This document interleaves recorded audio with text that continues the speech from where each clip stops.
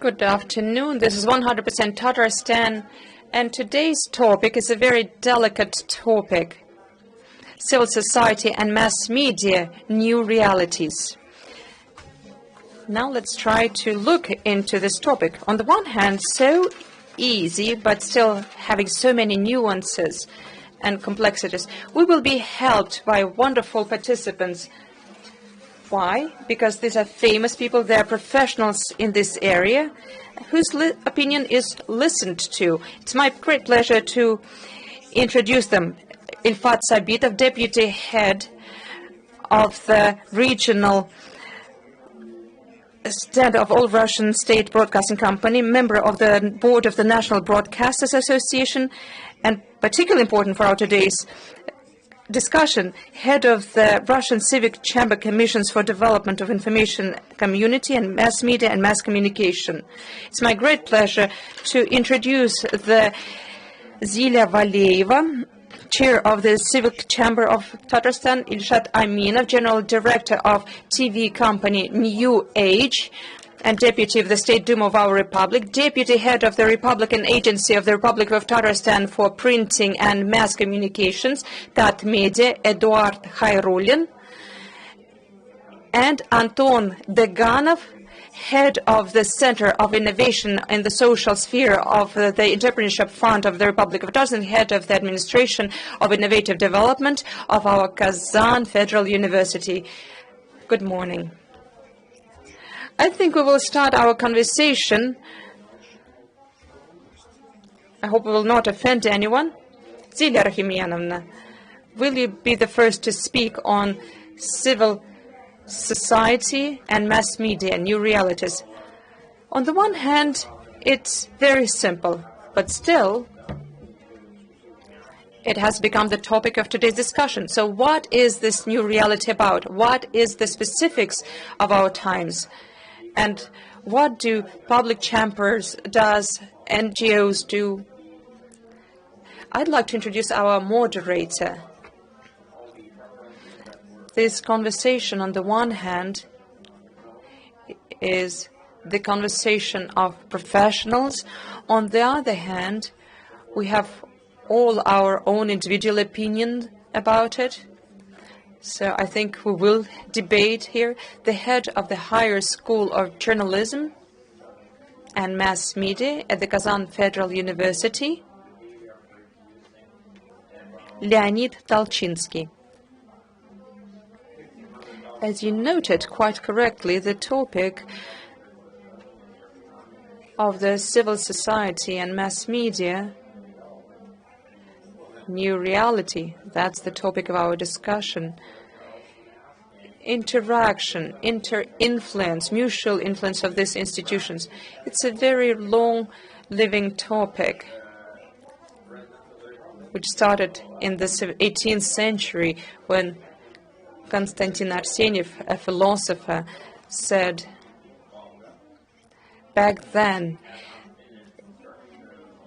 people spoke mostly about printing. So he said printing educates public opinion, and at the same time it should generate new ideas and support the civil society.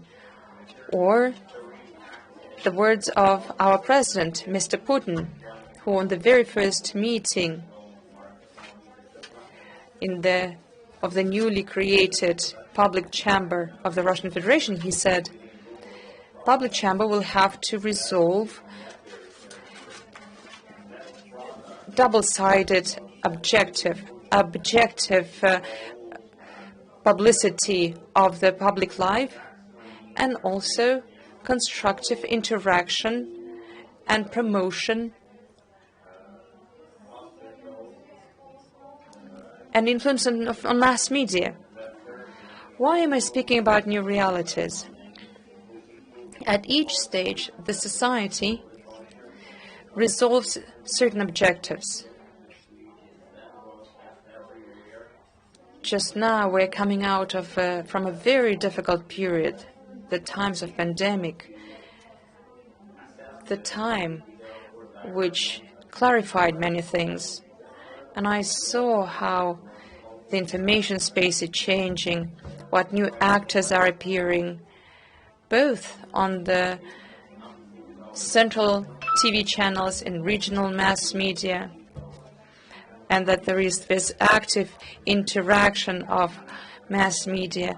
And for the first time, I thought that we have managed to overcome the ignoring of this third sector, non-profits, by mass media.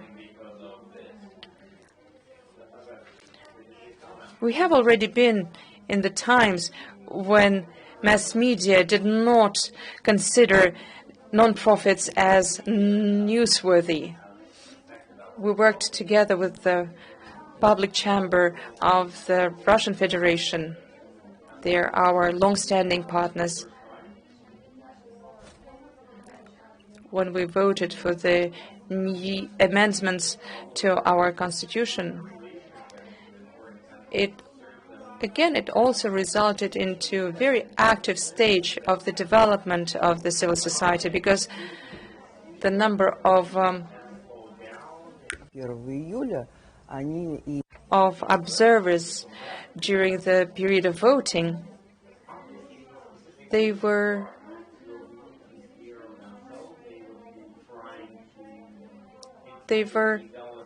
novices. They had not participated in any elections before. And there was a lot of activity. Just recently, we saw the NOM report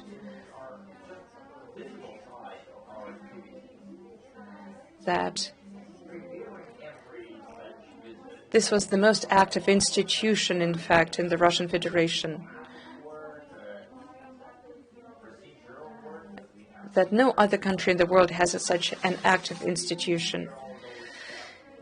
That's why interaction is gaining momentum. I'd really like that we preserve this gained experience, that we continue improving in it. So what can public institutions do? What can they expect from mass media?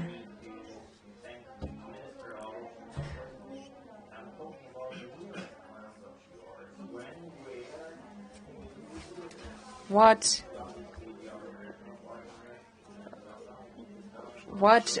institutes of civil society want to have promoted in mass media? Here we have professionals. So I hope they will discuss exactly these topics. It is a great pleasure for me to note that we have high-level guests, and our colleague who heads the Public Council of the Public Chamber of the Russian Federation. And at the same time, it will not be an exaggeration to say that Father Radul Vagapovich is our long-standing partner, colleague, and friend, because he very often comes to the Republic, and everything that is happening in our mass media, when an advice is needed or fruitful exchange of opinions, we have always addressed him in the past, now, when he's in his new position. Thank you very much that one of your very first visits in your new role is to Tatarstan. Then I would give the floor to you, and I'm pleased. Mrs. Valeva, first, before we give the floor to our colleagues to have some debate, I would like to highlight the role of mass media. You say that they used to ignore the third sector. But I would say that mass media in many respects substituted non-profits in the difficult situation in the country, and basically by covering their own activities, they perform the function of non-profits and translating the certain content to the audience. They basically covered the issues that should have been covered by the third sector. What do you mean? You mean that mass media cover the addresses where people can send some charity funds, or what do you mean? I'm a little bit confused. Okay, it's clear that it's not clear. We will get back to this because I think it is interesting. And now I'm pleased to give the floor to our guest. And there is also one interesting thing, the relationship with the regional mass media of the public civic chamber of the Russian Federation. Okay, I would like to first thank the colleagues and Mrs. Valeva. When I was first invited to the Republic of Tatarstan, we celebrated 100 years of formation of the Tatar Autonomous Republic. Yesterday, I was invited to inauguration of a memorial in Kazan. And as a representative of the Civic Chamber of Russia, I thought it would be necessary to have such a panel discussion. Thanks to Ms. Valeva for helping me organize this discussion. In view of pandemics, unfortunately, we cannot hold a big discussion in a big hall, but it is as it is. And why we got this idea? In the new lineup of the Civic Chamber, I began to analyze the situation. You know, in some regions of Russia, the idea of the Civic Chamber is not well understood and well developed. And people are surprised to know that there is a regional Civic Chamber. But it, in many respects, depends on the active position of the Civic Chamber members. I'm not in the position to criticize anyone because my colleagues work in different conditions and there are various influencing factors, but Tatarstan always aims to be the leader in everything and also in setting the objectives for the Civic Chamber. And it may provide a good example how a Civic Chamber must work. Now I'm only familiarizing myself with the state of things, and I've got some statistics so far. Thank you for asking me about the third sector. Actually, I didn't know that non-profits are called the third sector. I just grasped this terminology right now. I liked it. Okay, let's not call them third sector. These are non-profits. There are a lot of non-profits today in various areas of activity. And today, I often and closely interact and work with non-profits. They often come and offer to cover something in mass media, cover the activities. But we cannot cover just everything, and let us speak close to the subject, because just general talk is not of interest to our audience. For example, Alexander Tkachenko from Civic Chamber, who organizes the creation of hospices for heavily ill children. He's a real enthusiast, and he never asks us to cover his activity in mass media, but we are interested in covering it. And he himself is a very charismatic person. Or Ms. Federmesser, who is working in the area of hospices. She is also a charismatic person. On the other hand, there are some non-profits that are aimed to substitute the functions of the government, which I noticed in one region. A non-profit was developing the outdoor sports. The governor in this region is very active, and he has been involved in this for a long term. And actually, there are some outdoor sport facilities already, some playgrounds. My question was, what new can you offer here in this field? Why should you receive some grants? It's not clear to me what this non-profit can do. And another example, year and a half, I heard a case about a non-profit receiving a president's grant, and I was really shocked. They received the grant. The topic was to develop an online dating site for foreign citizens. Just think. The issue arises whether all grants are provided reasonably. Actually, there is a grant commission who decides whom to provide grant with. And indeed, there are quite serious funds. It is a decision of the president and of the government to support non-profits.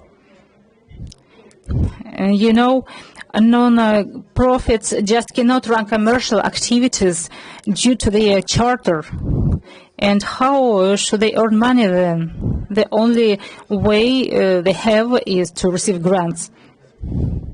As far as the relationship between non-profits and mass media is concerned, the non-profits that are of interest, that offer relevant and important projects, they are covered in media. But on the other hand, there are such non-profits of environmental nature. For example, they collect plastic cups. I'm not sure whether it is relevant. They come and ask us to cover their activity, but this is a very narrow purpose activity, or animal protection. This is a good topic, and there are a lot of pro and contras. Our legislation is developing in this field. But, for example, the question is whether it is a right decision to prohibit using animals in circuses. But I believe in this case, then circus will just lose its great tradition and its main aim. We may recall such famous circus people as Zapashny, Durov, and there is no danger to animals because there is a professional tradition to educate animals there, and maybe banning this activity will be a too strict measure. There is a lot of such examples. Today, I would like to raise an issue of openness of civic chamber operations to regional mass media, because indeed, a civic chamber is a tool that has been created to address the needs of civic society. This is kind of a conductor of all needs and requirements of people, citizens, to the government and to the authorities. And the feedback from authorities to population as well. How the government agencies react to certain points of concern in the society, and measures following this reaction. And here the role of mass media is very important. They shall cover both points of view, and that's why they are called the fourth power. This is our function. It is difficult, not easy, but we have to form public opinion and civil consciousness. This is one of the tools of both federal and regional policy, and I would like to listen to the opinion of my colleagues about the state of things in this area. In Tatarstan, I see that you run a very well-structured work, but in any case, I would like to listen to you. Thank you for questions, and I would like to hear the answers too. But if we speak about the professionals, now you have made my task easier. to connect the topic to the practical things. My question is to Mr. Aminov. How do you operate in practice? How do you build relationships with non-profits? Mr. Aminov, the floor is yours. Thanks a lot. And I will base my response on the opinion of my colleagues. First, I believe Ms. Valeva is right. I cannot say that our work is very successful here, but I would not like to underestimate our work. I have to mention that non-profits are a very young movement, and the legislation is only evolving now. There are sometimes anecdotal stories, and there is a room to large development yet. But I would like to mention that non-profits form not only youth today, they form ideas, they form trends, they form agenda which we have never formed yet. Our mass media are mostly oriented to work with government agencies. You know, this is quite of our mentality. It's our habit. But we have to change our mentality now, because non-profits and other political associations, not only environmental, social and other non-profits, are very important today because they help us to avoid mistakes and to find right decisions. And they are very close to people, to citizens, to so-called end users, people who live in the world of their own needs and ideas. And non-profits help to establish a bridge between regular people and the authorities. This is important for me, and I believe we all have to feel it. And here we have plenty of things to learn from the Russia TV channel, since this TV channel conveys a very disputable opinion sometimes to the society. I have a kind of internal censor who would not allow me to do this. It is not an easy job, but you know, it is important to not only to convey the official opinion of public authorities, but it is important also to present controversial views and the problem of the organization and roles of citizens and the government. Maybe I'm wrong, and Eduard will correct me, but here we have a lot to do, and we have to change our attitude to non-profits. We must show more interest, and they must be more active too. We shall come towards each other in order to convey our ideas with the maximum speed to the society and to the authorities. This is our main purpose, to establish this contact. So we just heard from Zelia Rahimyan the need of objective coverage of public life. In your opinion, as a practitioner, what is this objectivity about? I'll give you the answer right away. Objectivity is something that allows for different opinions, that takes into account the entire spectrum of public opinion, not fearing criticism, striving for true knowledge, not promoting any particular point of view. So this is the answer. So objectivity is on the part of mass media. Yes, of course, they organize the entire process. That's my personal opinion. Zelia Rahimyanovna. Yes, speaking about activity of non-profits, for the sake of fairness, when the first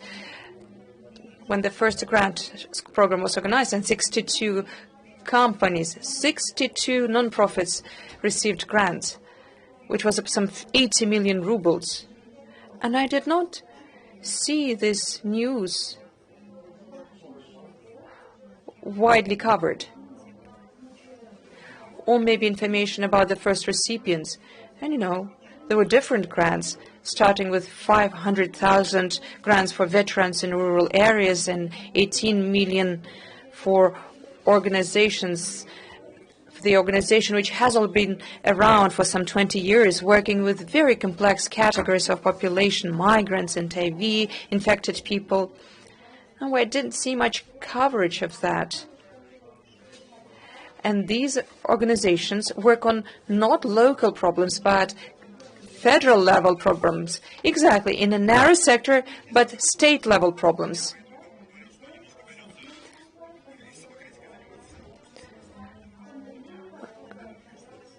Most importantly, we hear each other here.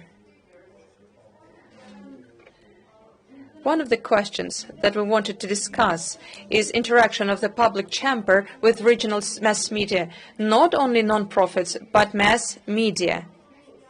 So we'd like to hear how closely you cooperate with them, not only digital, electronic mass media, but news, regional newspapers, municipality newspapers.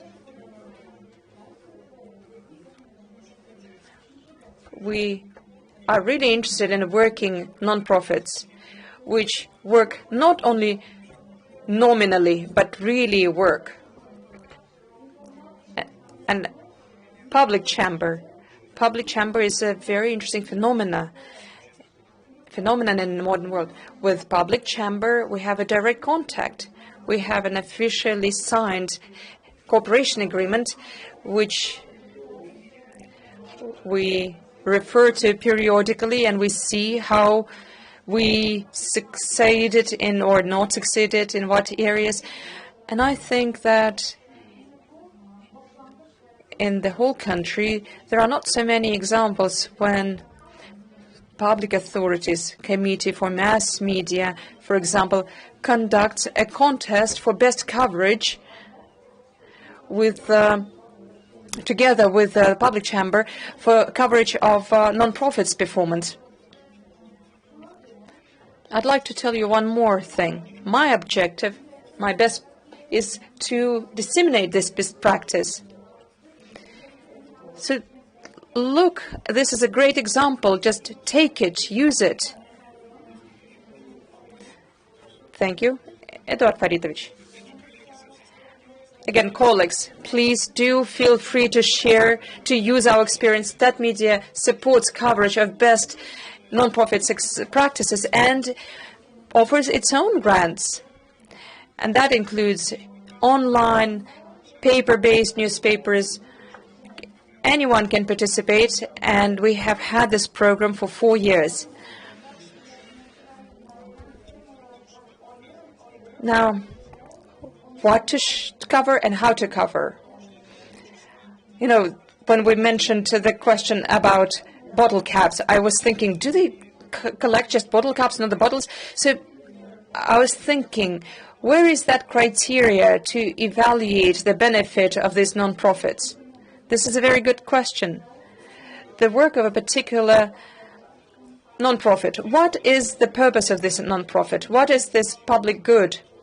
Say, for example, you cover the work of a certain non-profit, but after some time you should go back and see how successful they were with their project.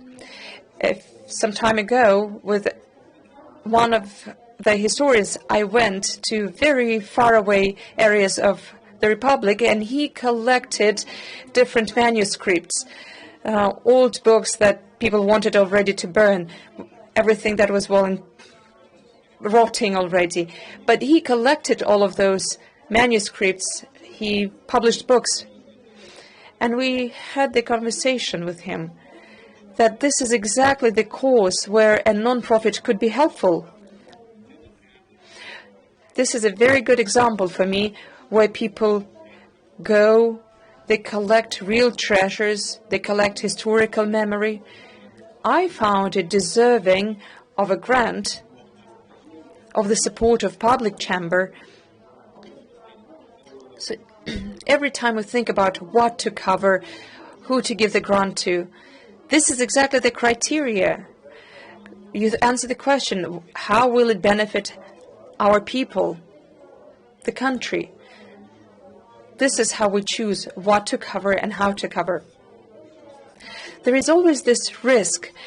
I shouldn't be only optimistic here, I should be a little pessimistic as well. Isn't there a threat that mass media becomes as judges of the importance of different NGO and non-profits, a certain filter? Not at all. Because it's not mass media who judge it, it's people served by this non-profit who judge it, the public chamber. In this case, mass media and the public chamber only provide publicity, and publicity is a form of control. You become famous, and that becomes a form of control. It's a question of openness. Openness leads to control. That example brought up by Zilya Rahimyanovna, when a large number of brands were not covered in our mass media, do you think it's a result of insufficient awareness of those functions, of the purpose of this non-profit? Or do you think is it that filter? No, I don't think it's about the filter, definitely not the filter. I would like to add to this that I think it's also about lack of non-profits' skill in working with mass media. This is a separate skill in itself. This is something non-profits should do. It doesn't work like you send a letter to mass media and hear no response. It's about long-term, positive relationship. But I would like to add, it is very difficult for every individual to do it. You have to know how to do it. You have to have contacts. But through the public chamber, it is much easier and more effective to do it, because it's a public agency. It's an institute that can organize all these channels. Indeed, together with Anton Georgievich, we work closely on this. We already have some news channel on non-profits in our website, and some mass media have already started using it, which we're happy about. But we're just at the beginning of this initiative. Anton Georgievich does a lot, and he will hopefully speak about it. We need to teach our mass media to work with non-profits. But I also have a question for non-profits, especially in the pandemic times when they could get loans. We came to realize that we also need to teach them to work with the banks. And even they cannot use all those preferential treatments and special subsidies that were available to them. But you have to keep in mind that many non-profits are very small. It's just 2 or 3 people surrounded by a community of volunteers who sometimes do fantastic amount of work.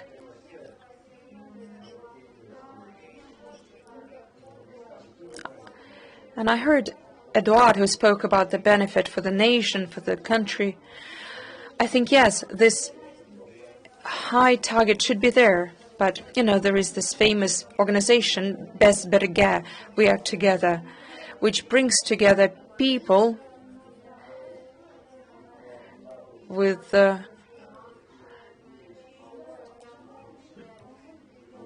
cancer, brings together cancer patients, and they organize events, creative activities for these people. They keep these people alive because they do their best that these people, despite their health challenges, they can continue living in a quality way. So for them, this is their main focus. They're not thinking about being publicized in mass media. When I see such people, I see they're heroines, women, because they set an example of such charity, of such spiritual strength, which we need today.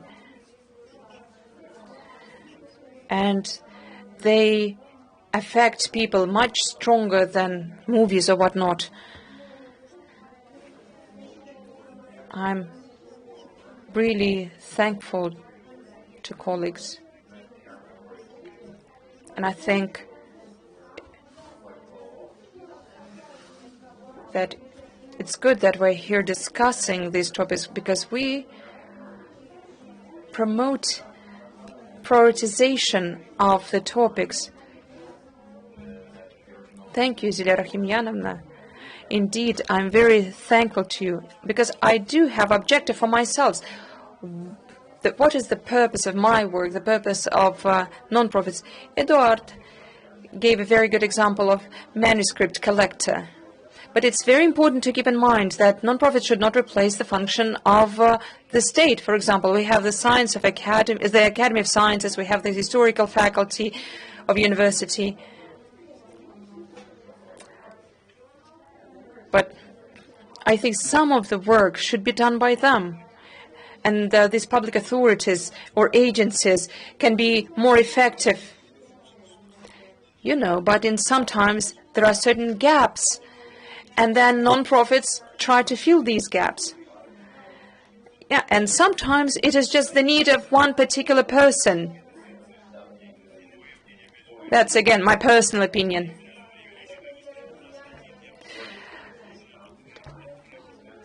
Zilya Rahimyanovna said very correctly, we did have this very challenging time, but the voting for amendments to Constitution went very successfully.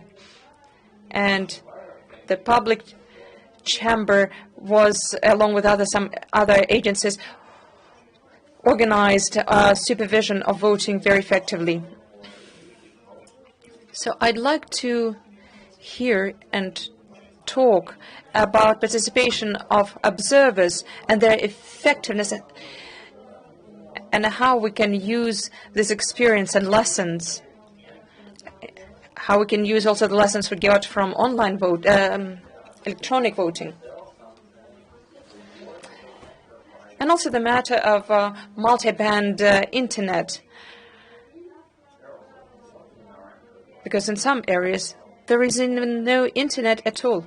And the pandemic has shown, you know, in the statistics of the Ministry of Education, that more than some 700,000 students did not have proper access to online education. You know, in Tatarstan we have the objective to have all 100% of school children have access to online education and to have internet service. So it is very important to understand how prepared we are. Well, you know, this is a very long chain. When there is no access to the internet, not enough hardware, but then we have all this, then there is lack of knowledge of how to use it all. Let's speak about the electronic voting as an example. This is part of the digital environment we are aiming at. And in Moscow, the experiment was successful. There were two regions, Moscow and Nizhny Novgorod, and the results are quite good in both regions. People who participated are happy that they participated in this electronic voting. What is your opinion? My opinion is that digitalization in the Republic goes at a very deep level. I know Tatarstan is always the first in terms of digitalization, and the Russian Minister of Communications actually is from Tatarstan. However, you see, we were not part of this experiment, and I believe that it is a very right decision, even supported by the Civic Chamber of Russia, because the ultimate goal is not digitalization itself, but to make it work effectively and to prevent some anecdotal cases observed in Moscow, and to ensure that people are ready. This is very important. That's why broadband internet is connected to all schools, all villages, because we cannot make one format for Kazan and leave villages and other regions without the access to the internet for the coming 20 years. We have to ensure a same level of access. And let us remember the efficiency of the system during the pandemic period. It provided permits to leave the apartment very efficiently. People had no problems in obtaining permits to go outside timely. All these options are developing, and today it seems to me that we are moving towards the right goals. It is inevitable. Digital technologies in online voting are developing, and we must ensure that we do not end up with mistrust to the results and with people feeling upset about this. It is a very important idea to develop the idea among the population that the results of the electronic voting are valid. And yes, you are right, there are a lot of elections, regional and municipal elections in Russia. And how do you form the pool of observers?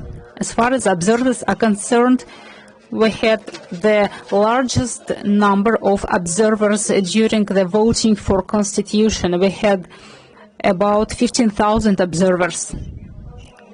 They all had a pre-training, a pre-orientation, and I believe that we had no problems at the end. And this fact is only due to efficient work of observers. People were volunteering. There were different categories of people.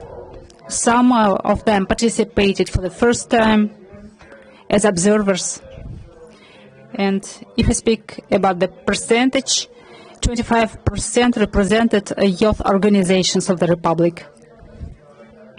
As far as the observers for the president's election, here we are limited by the law. Some parties come up with the observers, so we can invite no more than 2 observers to local election points. I would like also to remind some sad and anecdotal stories, how some people tried to make provocations. A person claimed that he was not allowed to come to the election point, but he didn't know that there was an alternative camera shooting the whole stage. And we reported on these issues, on all the issues of such kind to the upper authorities, and we conducted their work. The fact that young people participated as observers is important because in general, young people have some mistrust. They believe that the outcome of elections is defined in advance. But when observers from a young generation come, they understand that it is not so and that voting is important. Therefore, we shall involve the society in this process of voting. And just to know that it all happened in the COVID pandemic period. Yes, you are right, and we took all appropriate measures. We protected all the members of the voting commission. We did a huge amount of work, and I would like also to mention here that during the preparation to the elections, the Civic Chamber of the Russian Federation carried out a huge work. We received all organizational documents. We got a golden standard of observation and the procedure how to form the pool of observers. And the fact that so many people adopted this golden standard, we were basing on the fact that an observer is the person who protects a citizen's rights to vote.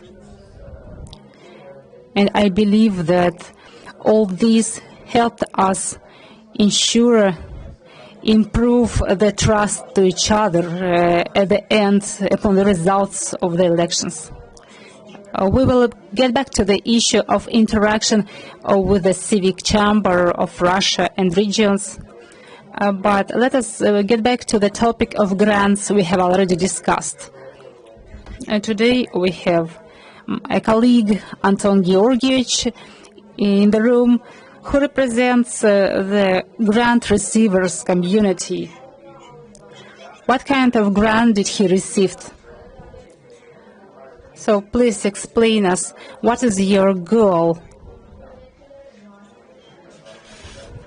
Do you just enjoy the process, or are you aiming at any final goal useful to the society? Actually, it's not simple to get back to this topic after such a wide discussion. But we have touched upon the digitalization and internet issues. Internet helps us gain reputation. And if you are open in the internet, if you have skills in being open, this is a plus, a bonus, and people see it, including some authorities and civic chamber, and this is a plus to your rating. And your colleagues rightfully said that some non-profits come up with projects that are of no real public value, or they just have no skills in communicating. We had a funny story when one of federal channels wanted to come to Kazan and to make a film about a non-profit who received a president's grant, and one non-profit refused to meet with them. They said, we are not interested in such media coverage. And that time they thought that it would be a good idea to teach non-profits how to bridge to the government agencies. The Kazan State University founded a non-profit organization a couple of years ago aimed at the development of social entrepreneurship and social entrepreneurship, and we received the status of support center of social initiatives. We actively work with the Civic Chamber, with the Kazan University and its TV channel, Univer TV. And we decided also to apply for a grant because we felt we shall follow this path to see how it is done. And we were successful. We succeeded it in the category of information openness. Our main objective was to tell and to teach non-profits how to work in the internet, how to write and spread information about themselves in the internet. There are social media, there are special websites. The Ministry of Economics of Tatarstan launched a portal, economics.ru, in which every non-profit may publish information about themselves and announce their events. And the second question was how to involve Civic Chamber. There are more than 2,000 non-profits in Tatarstan, and you cannot know all of them unless you search information purposefully. And that's why we felt we need a public forum, public platform in which non-profits can spread the word and tell about themselves, what they are doing, about their achievements and about their problems. And then we can attempt to put them in the documents and to start seeking solutions. This platform offers also an opportunity to invite mass media. Non-profits must communicate with mass media, but they need skills to do it. And they shall not talk only about collecting bottle caps, but they shall talk about the innovative projects, large projects, and most important, useful projects. We know the cases when mass media came and covered some events. Non-profits did not refuse, but a correct approach is a very crucial factor. So today, on the sidelines of today's event, we made agreements with Mr. Ilshad Yunusovich Aminov, together with the Civic Chamber, to try to make that bridge and to help non-profits get coverage in mass media about the grants received and president grants. You know, the president grants are quite considerable money. Sometimes it is more than 10 million rubles. It's not a small amount. And also there are many projects receiving grants from 3 to 10 millions. And we must understand the way this money are spent. You have mentioned you have created a kind of a teaching center for non-profits, to teach non-profits how to deal with the mass media. I know that resource centers exist in many regions. They run competition, they have commission, they have funds, but they do not provide any training or orientation services, and this is a shortfall. I believe you have come with a good idea, and it is also a good idea to bridge non-profits and mass media, because this mass media have quite significant coverage. There is also an important point that when mass media or journalists approach non-profit, they have to have researched some information already. Okay. Let me make some advertisement here now. Now we are collecting bids for this program. The orientation will be in October. We have developed the agenda, the program. Okay, thank you. Advertisement is accepted. And getting back to the funny story you mentioned, what is the reason for some non-profits to refuse speaking with mass media? What is your opinion? There is a good meme here. They believe something is suspicious here. They just don't trust.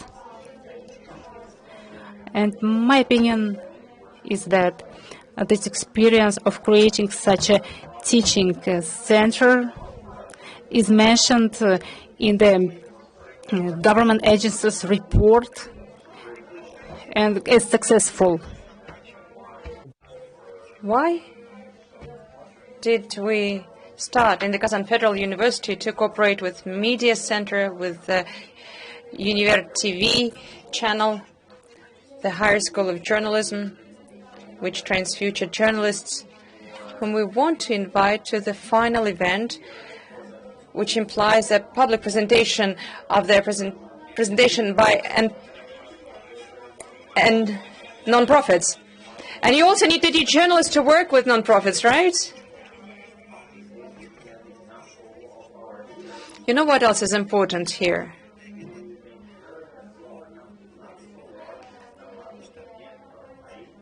Centers are being created, resource centers. But what is important? Who teaches there? What is the level of their qualification? When it is in the university, then we know that all staff are involved in this work. It is important. The level of qualification is guaranteed there. Academic environment, academic institutions now more and more inviting practitioners. Yes, this has proven to be right. We have signed agreements with different enterprises. Unfortunately, we are running out of time. So, in conclusion, in this interaction between the public chamber of the Republic of Tatarstan with their federal peers, their cooperation in this election rights, you have already started talking about it, but what about in the implementation of national projects? This is a big block. You know, because of pandemic, this topic comes up or fades away, but in the end, it is very important for people. How do you interact? How do you work with colleagues in the regions as well, if you do work? Just a few words. The President of the Russian Federation has identified an objective for the public chamber to observe implementation of the national federal projects at federal and regional levels. They have set up a coordination board headed by Galushka, former minister for Far East. Now we're coming up with a list of how to organize observation over implementation of national projects. There are 13 of them. They are all important. But even when I talk to journalists, not all of them know all these 13 national projects. This is also one of our objectives, to speak in more detail about these national projects and their progress. In Tatarstan, I don't want to praise everyone here, but I see that national projects are being implemented very successfully, sometimes ahead of other regions. One of them, very relevant for many people, is the project on the utilities, or providing new residential housing to people from dilapidated housing. And another national project on demography. The population of Tatarstan is increasing, not decreasing. And there is no decline in population. Instead, people come here. People from other towns come to study in Kazan. When I ask, why don't you go to St. Petersburg or Moscow? They say, well, Moscow is hard to live in. St. Petersburg has a difficult climate. But in Kazan, it's great to live and study. From Bashkortostan, from Mariel, from Nizhny Novgorod, people come here. And this is also a long-term strategy that yields fruit. It was started by the first president. He prepared the foundation for this. Now the current president, Mr. Minnikhanov, continues this strategy, working on the demographic situation. And then all other areas, they supported the development of sports, healthcare, etc. And maybe we'll hear more about how the public chamber monitors progress of national projects. Well, in terms of monitoring, besides the public chamber, we also have another well-organized agency or institution, public councils at the ministries, which have representatives from the public chamber. Besides, when the projects just started, it was a gradual process. At certain stage, at the ministries involved in the implementation of this project, and there are projects at the federal level, and there are even more regional presidential programs in the Republic of Tatarstan.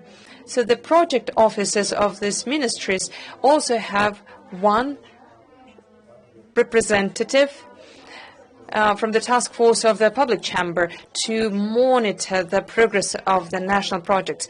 And now, when there is a certain adjustment of the national projects, we have the instruction from the president. So all this task force says they are discussing and cooperating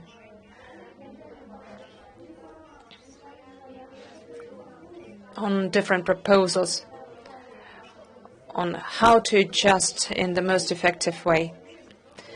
So we, together with the public councils, with project offices, we will prepare proposals, including for the public chamber of the Russian Federation.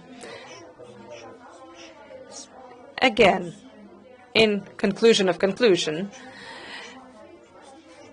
there was a very alarming thought that I heard, that unfortunately not all journalists know the titles of the national programs, not even the titles, let alone the essence. Should we maybe organize some training or look into it with the public chamber, how we can raise awareness about these programs? Well, Eduard Faridovich is actually supervising national projects and their coverage. So the question should be addressed to him. We tell our journalists about these programs 24/7. We tell them about the national priorities. We have also organized training in the Kazan Federal University for public servants and other categories. It is most important for us that the people are aware of the essence of the programs. For example, ecology is being discussed, and we make sure that there are journalists. Or when issues are discussed about recultivation of land or dump sites. So the essence of the national project, national programs, is important, not just their title. That's right. National projects are about improving the quality of every individual. What will be the good from this project to a particular individual or household? As a practitioner, I can add that we have very strict control on developing the topics under every national project, and they're regularly covered in mass media. And we invite a representative group of experts. This is what the regulating organization does. And here in Tatarstan, this experience can be helpful as well. For the sake of fairness, I'd like to note that there was another example, practical case, when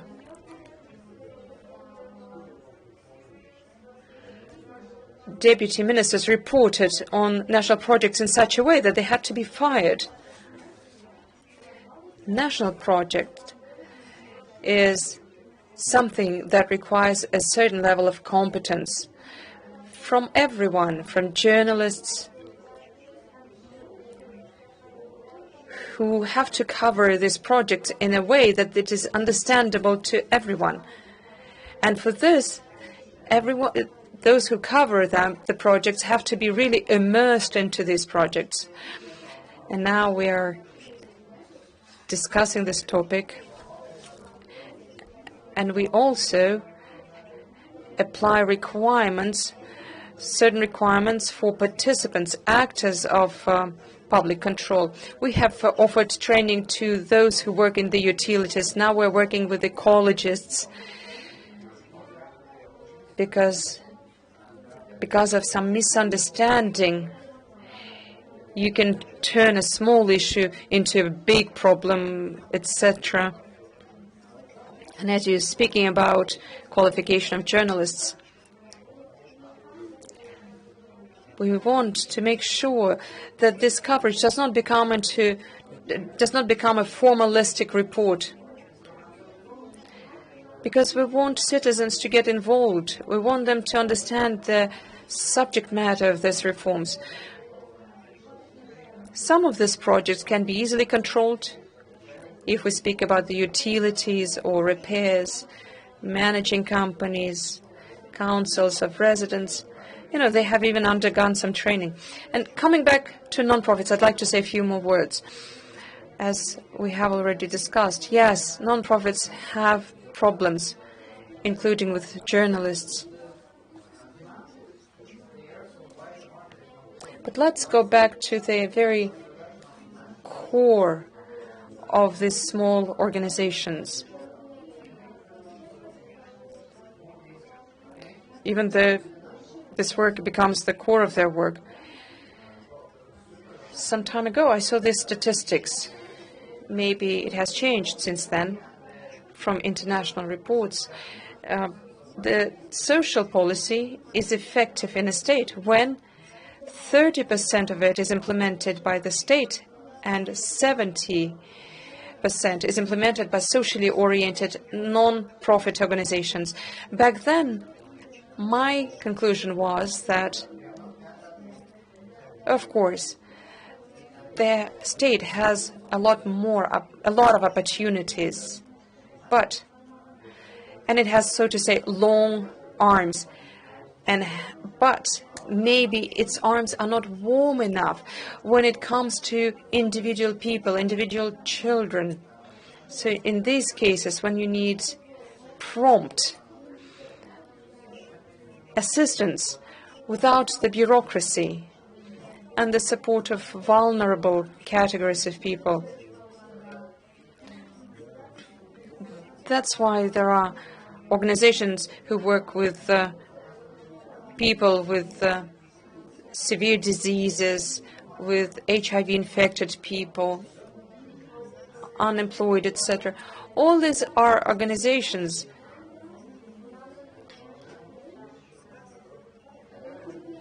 they are already focused on these matters. And their work is very important. That's why we said about Judith Nedlmesser, who really revolutionized her attitude towards cancer. What about hospice? Vavilov built the first hospice in the Republic. And is now building the children's hospice. Or Malika Gilmudinova, who is heading the rehabilitation center for blind at Erdem Mosque. Or, you can name a lot of people. Or Lia Taisheva.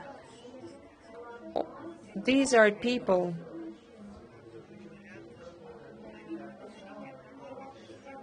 they're pioneers. They're champions, and they're doing it not because they were instructed, but because they cannot but do it. Thank you for a very constructive conversation. This is what 100% Tatarstan is. I would also like to thank everyone.